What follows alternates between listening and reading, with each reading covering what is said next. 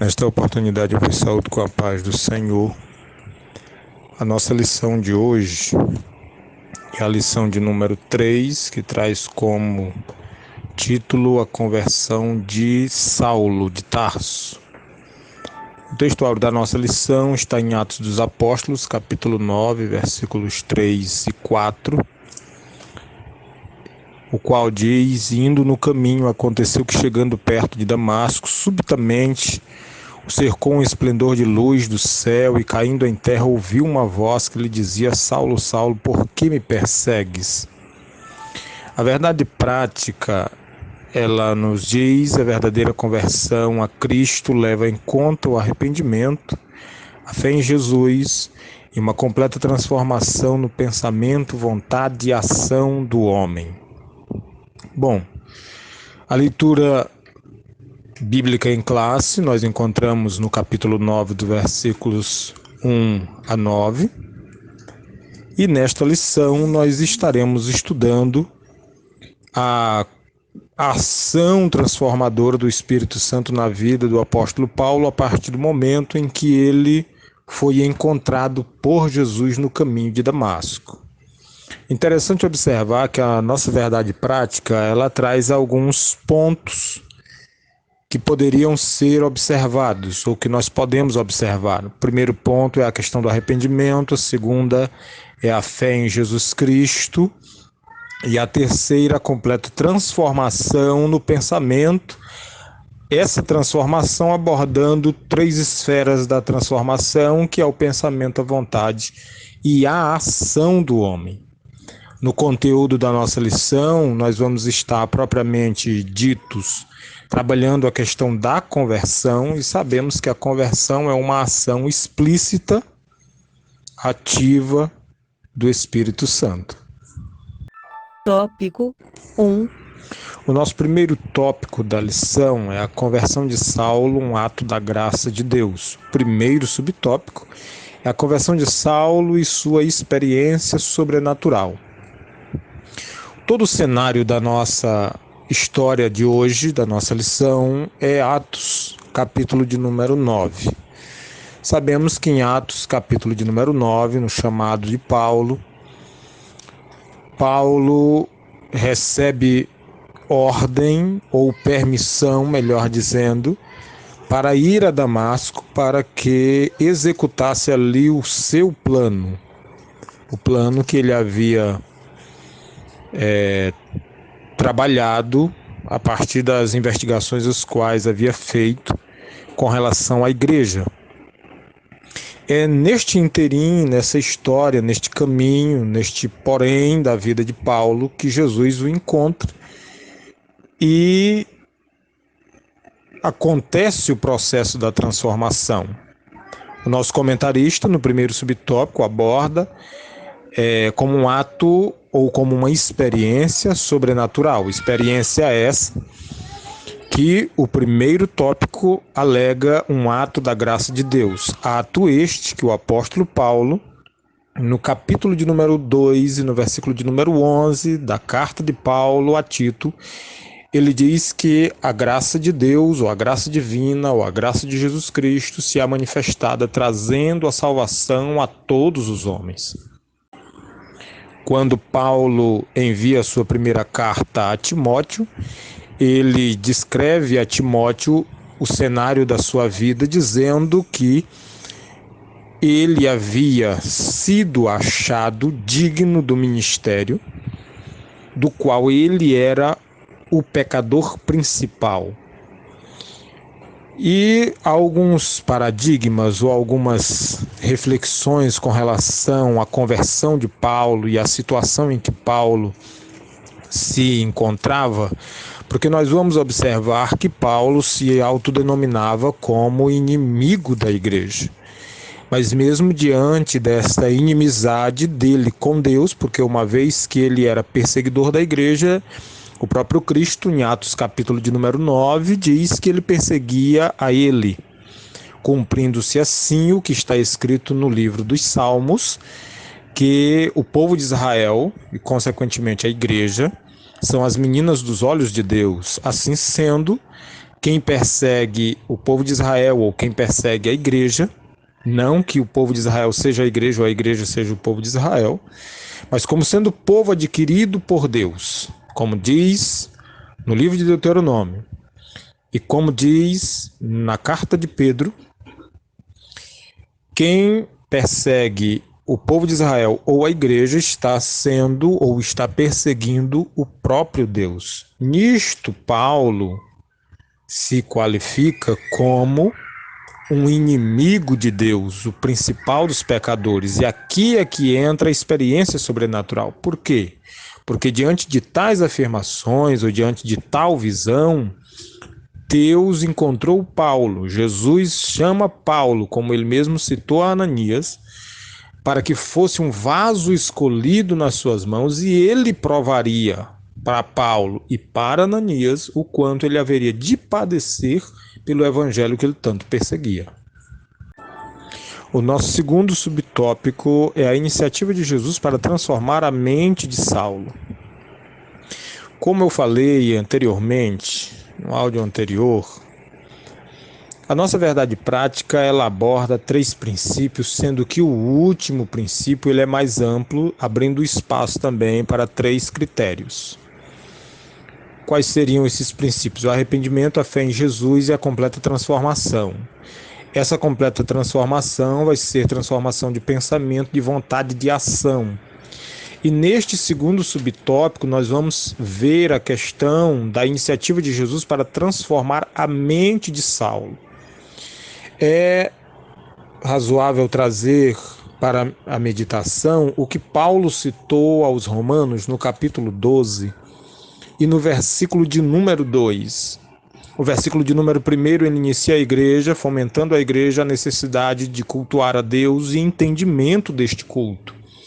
No versículo de número 2 é interessante que, se não observarmos o versículo de número 2, o versículo de número 1 não poderá se cumprir.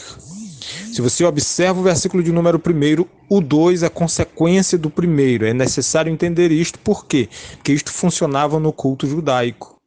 Foi a forma em que os judeus encontraram para cultuar ao Senhor, e foi a forma exigida por Deus para que fosse cultuado a Ele. Então, quando o comentarista cita a questão da iniciativa de Jesus para a transformação da mente de Saulo, é também o que se encontra na carta aos Coríntios, na segunda carta, no capítulo de número 5, no versículo de número 17, no qual ele diz que aquele que está em Cristo se tornou uma nova criatura. Nós vemos na aula anterior, na primeira aula desta revista, que a transformação de Paulo, a conversão de Paulo, a salvação de Paulo foi algo radical, não foi algo gradativo, não foi algo temporário, não foi algo que foi acontecendo periodicamente, não, foi algo que aconteceu, causou um impacto na vida de Paulo. Nisto, cito Romanos 12:2, porque Paulo, escrevendo aos Romanos, ele diz: não vos conformeis com este mundo. E quando o comentarista trabalha a questão da transformação da mente de Saulo, é interessante observar, porque quando Paulo diz não vos conformeis com este mundo, ele traz a tacada-chefe, podemos assim dizer, mas transformai-vos pela renovação do vosso entendimento, ou seja, da vossa mente, para que você conheça, tenha conhecimento da vontade divina. Deus trabalha. É interessante que em Atos capítulo de número 9, quando o cenário sai de Saulo e vai para Ananias, e Deus está dialogando com Ananias, Jesus diz para Ananias o local onde Paulo está e como Paulo estava. Como era que Paulo estava? Estava em jejum há 3 dias desde o dia do acontecido. Ele orava, e enquanto ele orava, Deus lhe deu uma visão de alguém que ia para ter com ele, impor-lhe a mão para que ele recobrasse a visão. É esta questão que Jesus mostra para Ananias, que ele já havia mostrado para Saulo. Então, como eu disse anteriormente, a transformação, a conversão de Paulo foi algo radical. Foi como transformar a água em vinho, foi algo instantâneo. Era necessário. Não estou com isso dizendo que não possa acontecer da conversão de alguém acontecer gradativamente, não é isto. Mas era necessário que a conversão de Paulo fosse algo que causasse um choque. Causou um choque em Saulo, causou um choque na igreja, causou um choque nos próprios apóstolos, os quais não quiseram recebê-lo. De forma que ele só conversou, se não me foge da memória, com Pedro e com Tiago, irmão de Jesus, e então ele parte para Tarso novamente, onde ele fica recluso por 14 anos. O nosso terceiro subtópico é a graça salvadora se manifestou a Saulo. Como eu citei em áudios anteriores, com relação ao capítulo 2 de Tito, versículo de número 11, que a graça de Deus se manifestou trazendo salvação a todos os homens, ela aqui é relembrada pelo nosso comentarista. Esta graça que Paulo anunciou aos cretenses através de Tito foi a mesma graça que o alcançou. Então, ou seja, as 13 cartas que o apóstolo Paulo vai escrever são, na verdade, testemunhos de vida das suas próprias ações. E como eu citei antes, voltamos à verdade prática, a questão da transformação, pensamento, vontade e ação. Esses 3 princípios são vistos na vida do apóstolo Paulo. Por quê? Nós vemos anteriormente que Deus trabalhou a transformação da sua mente. Aquele que pensava coisas, podemos dizer, bárbaras com relação à igreja, agora planeja não a perseguição da igreja, mas a defesa da igreja. A carta aos Romanos, como todos nós sabemos, é uma visão teológica da defesa da fé. E durante todo o período do livro de Atos, nós vamos encontrar Paulo defendendo a igreja. Ele defende o povo judeu, como nós encontramos no capítulo de número 10 da carta aos Romanos, e como ele é citado no livro de Atos dos Apóstolos, mas contudo Paulo está também trabalhando a defesa da igreja. Então nós vemos a questão da transformação do pensamento.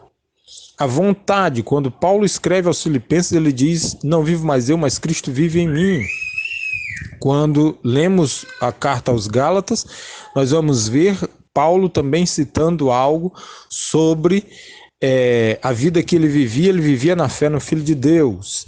E então a ação deste homem é proporcional à fé que ele possui agora em Cristo através da graça redentora.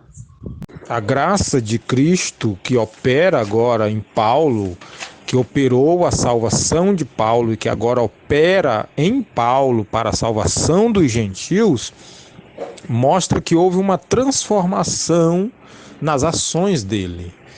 Ele se arrependia profundamente de haver cooperado na morte dos cristãos e, por que não dizer, na morte de Estevão. Acredito eu que a morte de Estevão seja o estupim para que Cristo pudesse entrar na vida de Paulo. Foi através da morte de Estevão, certamente, que Paulo começou a se questionar sobre o que ele estava fazendo. E aqui abriu uma brecha para que o Espírito de Deus pudesse trabalhar. Veja que Apocalipse 13:20 diz, eis que estou à porta e bato. Se alguém ouvires a minha voz, então Jesus estava batendo na porta de Paulo. Foi através da morte de Estevão que este bater foi ouvido. Porque quando eles se encontram em Atos 9, entenda que o escrito Senhor não está com letra minúscula como se fosse alguém de mesma autoridade ou de mesmo nível de conhecimento de Paulo. Mas o Senhor está com letra maiúscula. Logo expressa que Paulo entendeu com quem ele se encontrara e quem estava falando com ele. Tópico 2. O nosso segundo tópico da lição é Saulo e a doutrina bíblica da conversão. E o primeiro subtópico é a conversão começa no arrependimento. É um princípio. O primeiro princípio da conversão é o arrependimento. Todos nós sabemos que converter-se é mudar de direção. Daí vem a palavra grega metanoia, que significa pensar diferente, sentir remorso, uma disposição, mas num todo é mudar de direção, ou seja, aquele que se arrependeu mudou de direção. O escritor do livro de Provérbios diz que aquele que confessa e deixa alcança misericórdia. Veja que há uma, podemos dizer assim, simplicidade na ação da conversão. Confessar e deixar. Se você confessa, você mostra arrependimento. Se você deixa, você mostra mudança de hábito, ou seja, conversão. Então, o que Paulo faz, eu acredito assim, a partir do momento em que ele se encontra com Jesus, acontece a metanoia. Acontecendo a metanoia, ele em si se arrepende das ações que ele havia praticado. E é por isso que a Bíblia diz que ele começa a anunciar a todos com relação ao Evangelho. Aquele que perseguia, agora está sendo notificado como perseguidor.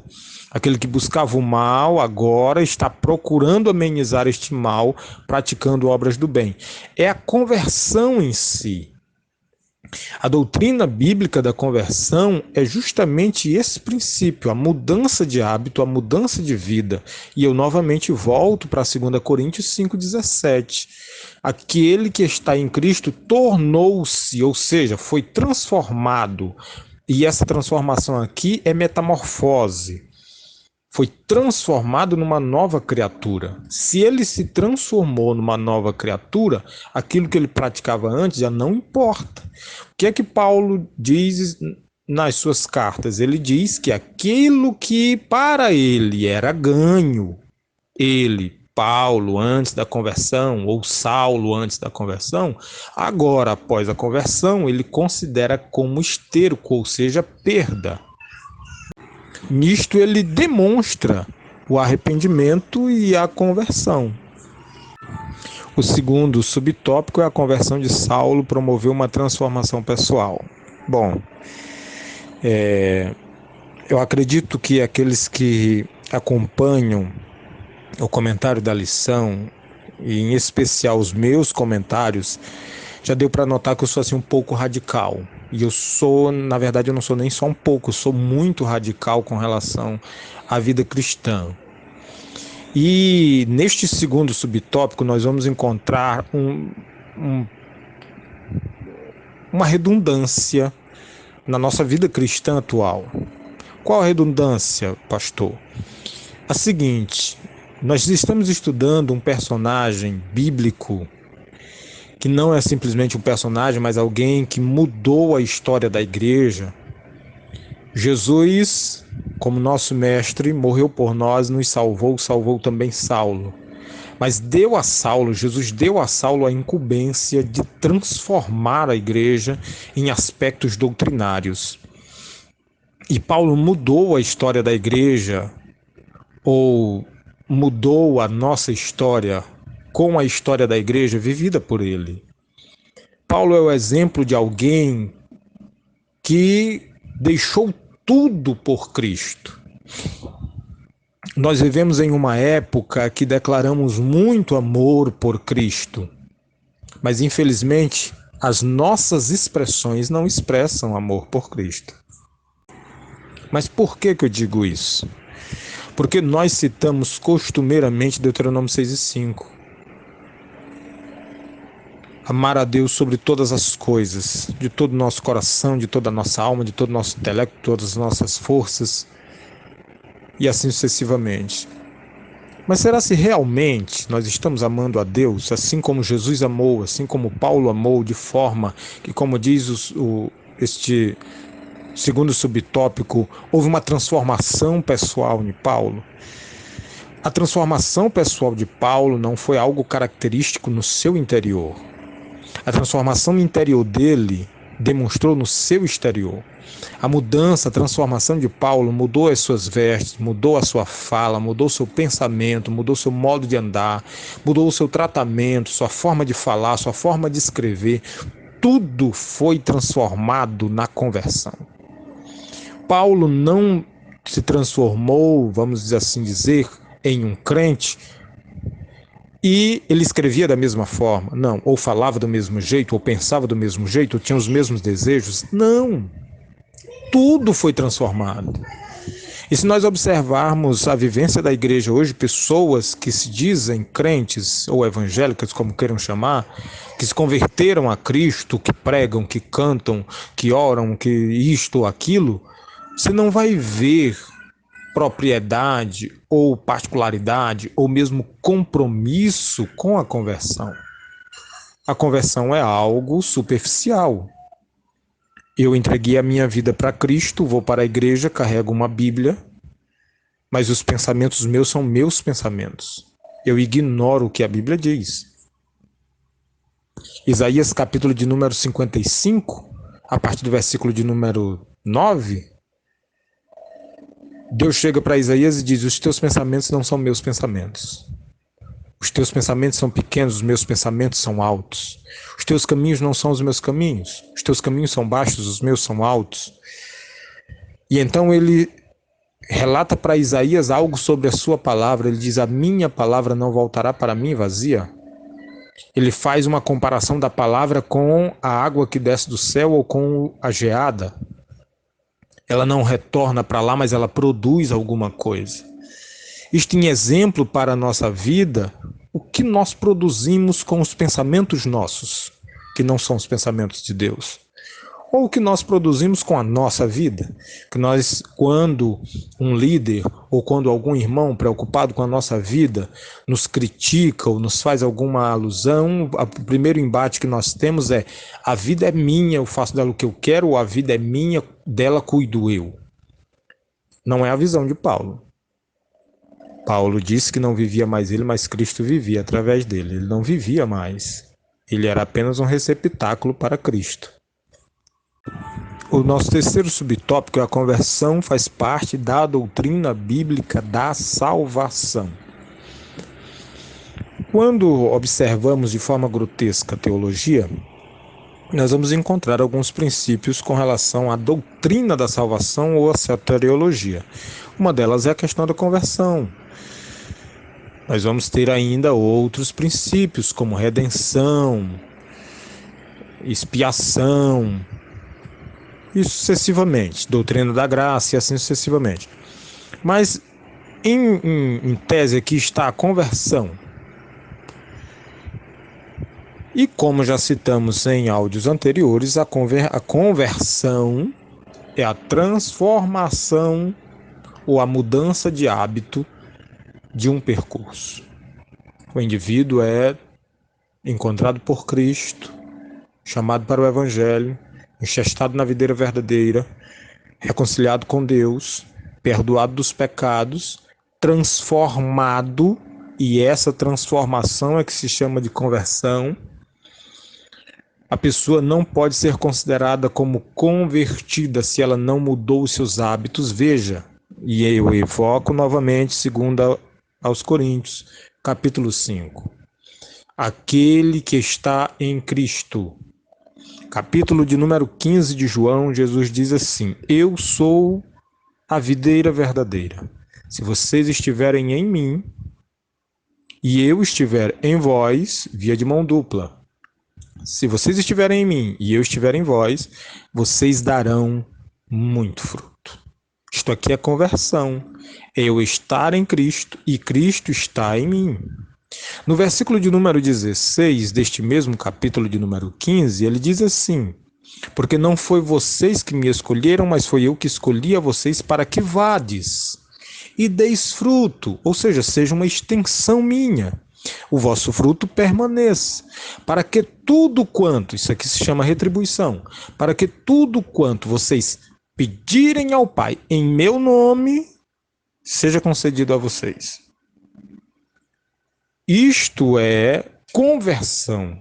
Ninguém pode recorrer ao Senhor e receber imediata resposta se na vida dele não tiver acontecido a conversão, a mudança de hábito, a mudança de sistema, a mudança de sintonia.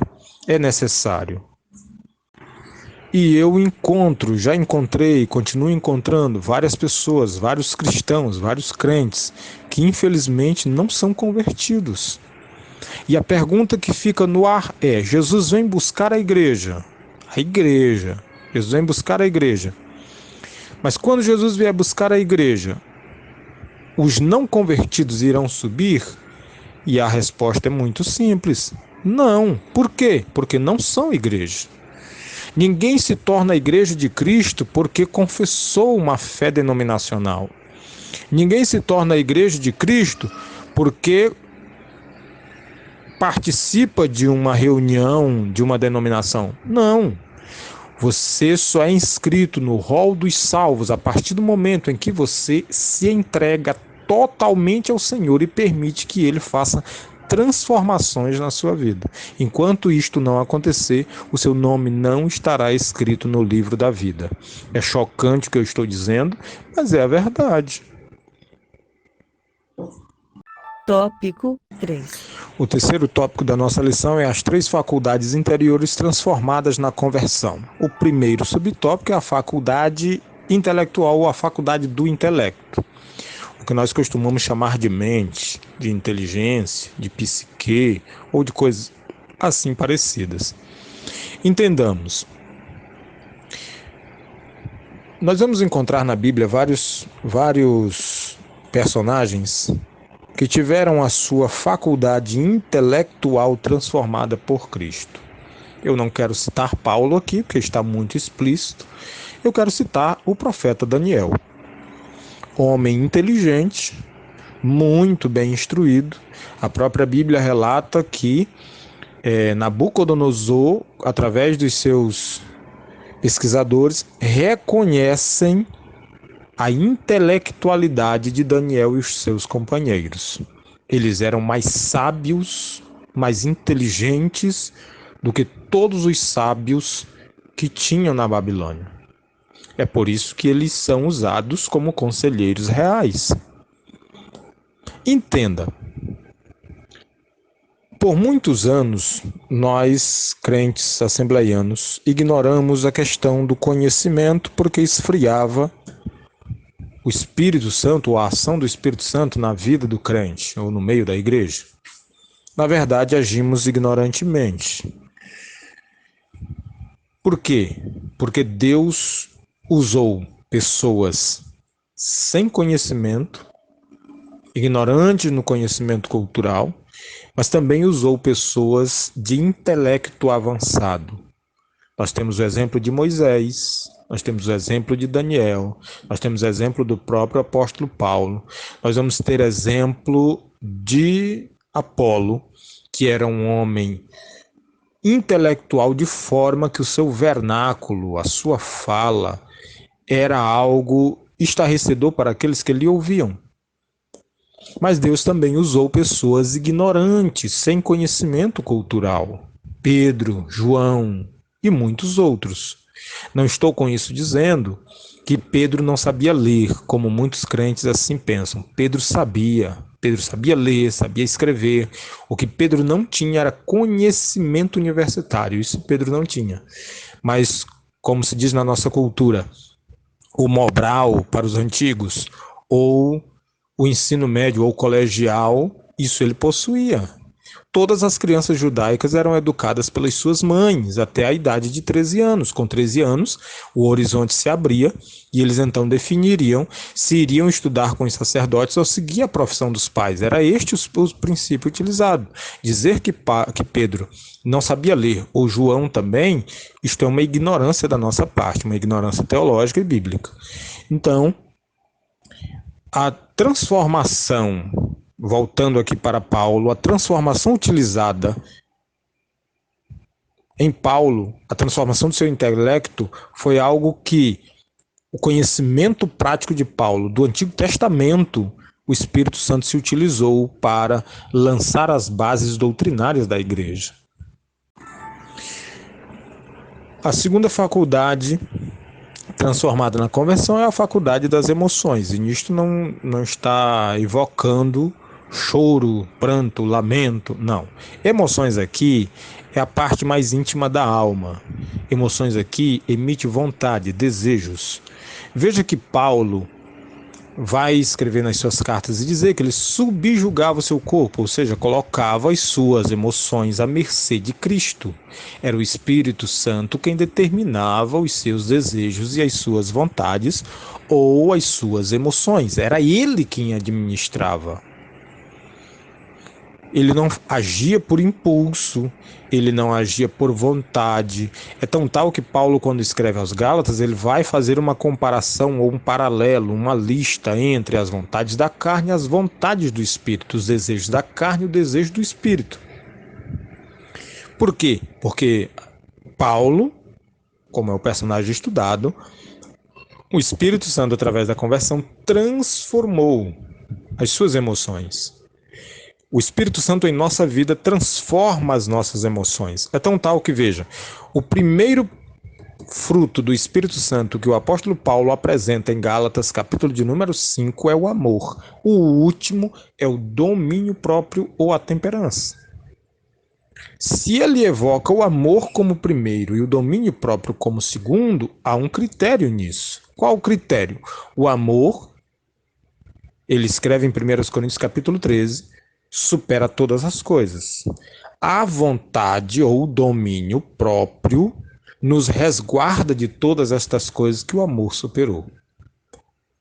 Então, assim como o Espírito Santo transformou o emocional de Paulo, transforma também o nosso. Nós não podemos viver dúbias no nosso pensamento, dizendo assim, não, fulano de tal é desse jeito, eu sou desse jeito. Não. O Espírito Santo não transforma a cabeça do meu dedo mindinho e não transforma o restante do corpo. Ele veio para estar no meio da igreja e fazer uma transformação completa. Quando João, em Mateus capítulo número 3, cita o batismo com o Espírito Santo e com fogo, o batismo com o Espírito Santo e com fogo não está referindo-se a juízo infernal, a fogo de inferno. Não, está se referindo a juízo transformador, fogo purificador, o fogo do Espírito Santo pelo qual eu sou batizado, queima todos os resquícios do pecado e me transforma de forma completa, não por partes. O terceiro subtópico da nossa lição é a faculdade da vontade, os desejos. E eu volto a citar o que foi citado no áudio anterior com relação às emoções, porque a vontade também está prescrita nas emoções. Quando se estudamos a psique do homem, a alma, nós vamos ver que a vontade faz parte das emoções do homem. O comentarista separou aqui por uma questão de critério, para que nós pudéssemos entender que desde Gênesis, capítulo de número 2, até Apocalipse, Deus está trabalhando os desejos, a vontade do homem. Quando Deus pega Adão e coloca no Éden, ele disse, olha, você pode comer de todas as frutas, você só não pode comer da fruta do conhecimento do bem e do mal. Foi justamente a fruta pela qual a serpente despertou o desejo da mulher e o homem cumpriu assim a sua vontade. Ele não usufruiu do livre-arbítrio, mas se subjugou à vontade de uma outra, certo? De um outro ser, seja de Eva ou seja da serpente. Tudo bem. O que Deus está trabalhando no nosso coração através do Espírito Santo é que nós assumamos o controle do livre-arbítrio e cumpramos o que João capítulo 8, versículo 32 diz: conhecereis a verdade e a verdade vos libertará. A liberdade aqui é que eu sou livre, não para me ir aonde eu quero, não. Mas eu sou livre para servir ao Senhor com toda a liberdade que o céu me deu, que o sangue de Jesus me proporcionou, que o desejo de Deus me outorgou. Eu não tenho limites para servi-lo, eu não tenho limites para adorá-lo. Devo eu subjugar assim a minha vontade, assumir o controle do livre-arbítrio. Saber que o pecado existe, mas como diz Romanos 8 e 1, nenhuma condenação há para os que estão em Cristo Jesus. Por quê? Porque não vivem mais segundo a lei da carne, não são subjugadas pela carne, não são subjugados pelo pecado, não são escravos do pecado, mas são livres para servir ao Senhor, independentemente de estarem em um corpo mortal ou não. Conclusão. Bom, concluímos a nossa participação observando a questão da conversão, orando ao Senhor que nos ajude a entender a nossa conversão em Cristo. Se eu ainda não sou convertido, e digo isso num todo, não em mim pessoal, mas se eu ainda não sou convertido em Cristo, que eu possa orar ao Senhor, pedir a Deus a minha conversão através do Espírito Santo, que o Espírito Santo possa transformar o meu coração dia após dia, subjugar a minha carne dia após dia, crucificar o velho homem dia após dia, que os meus desejos se tornem os desejos de Deus, ou que os desejos de Deus se tornem os meus desejos. Eu abra mão dos meus desejos para viver as vontades de Deus. Que Deus abençoe a todos.